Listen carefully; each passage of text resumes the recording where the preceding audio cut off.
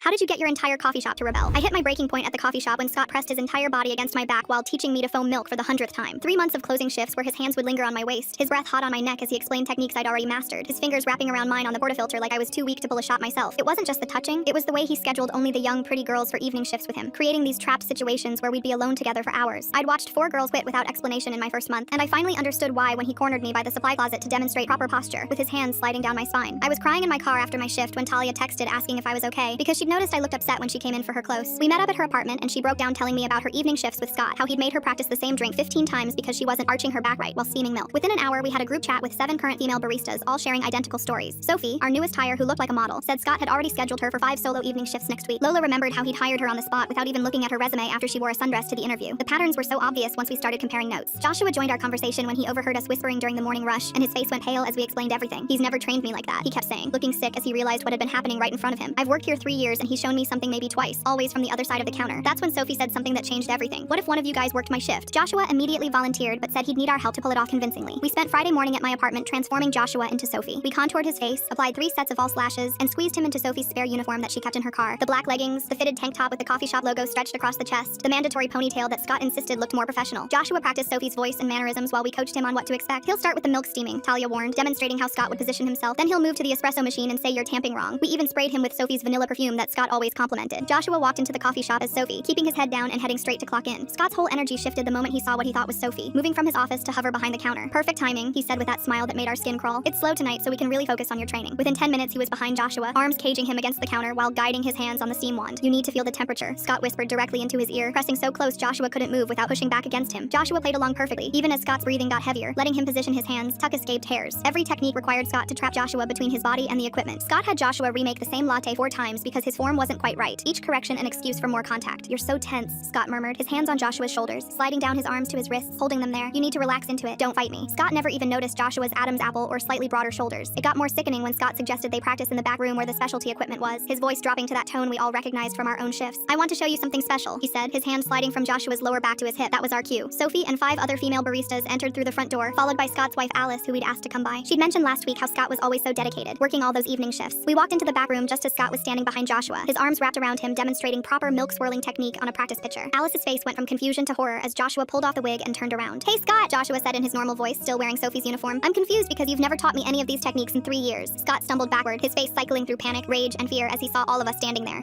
You don't understand. I was just, but Alice understood perfectly. She looked at all of us in our uniforms, then at Joshua and Sophie's clothes, then at her husband who was still processing that he'd spent an hour grinding against his male employee. Is this why you only hire pretty young girls? She asked quietly. Is this why you're never home for dinner? The divorce papers were filed Monday morning. Alice took half of everything.